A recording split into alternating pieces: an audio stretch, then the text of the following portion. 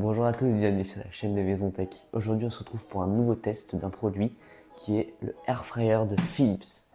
Donc cette petite machine révolutionnaire selon certains m'a beaucoup intrigué. Elle est à 100 € sur Amazon. Je l'ai acheté il y a quelques jours, je l'ai reçue. Et du coup aujourd'hui on va la tester, voir si les promesses annoncées par la marque sont tenues. Les promesses qui sont, je rappelle, qu'on puisse faire frire des aliments comme avec une vraie friteuse, mais avec 90% d'huile en moins. Donc je vais tester si c'est vraiment le cas, ou si jamais ça a été un petit peu exagéré. Je vais vous donner mon avis et on va tester 5 recettes aujourd'hui.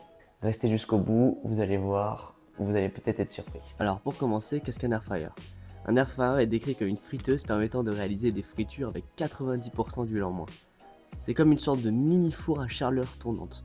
Vous pouvez voir que c'est très facile à utiliser, vous sélectionnez le temps de cuisson et la température avec l'écran, et ça dépend des modèles, mais sur celui-ci de Philips, vous avez des programmes préenregistrés pour différents types de nourriture à frire. La première des 5 recettes que je voulais tester, c'est évidemment les frites, voir si elles rendaient aussi bien qu'avec une friteuse conventionnelle. Pour cela, j'ai épluché, je coupe mes patates, et j'ajoute une cuillère à soupe d'huile. Je lance mon air fryer pour 25 minutes à 180 degrés. Je prends le temps de mélanger un petit peu les frites mi-cuisson, ça permet vraiment de bien dorer uniformément les frites.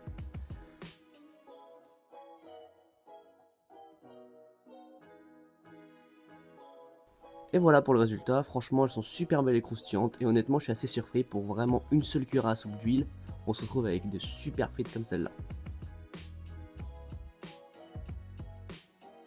En deuxième recette, je voulais tester une recette un petit peu plus longue à faire mais que j'adore, les nuggets de poulet. Pour ça, je panne mes morceaux de poulet avec ma farine et mes œufs, puis j'ajoute cette fois-ci 2 cuillères à soupe, car j'ai eu un petit peu de mal à tout répartir sur les nuggets, mais avec un pinceau ça aurait très bien fait le job. Je lance 20 minutes à 180 degrés et franchement le résultat est super bien. La panure a super bien pris et ça a donné une belle couche. Ça a également très bien marché pour le saumon, j'ai étalé ma cuillère à soupe d'huile, assaisonné légèrement, j'ai lancé 15 minutes à 180 degrés et le résultat impeccable, même si j'aurais pu le faire dorer un petit peu plus on voit. On a vu les frites mais ça marche aussi très bien pour les potatoes qui sont un petit peu plus épaisses. J'ai ajouté un petit mélange d'épices à tout ça et lancé le même programme que pour les frites.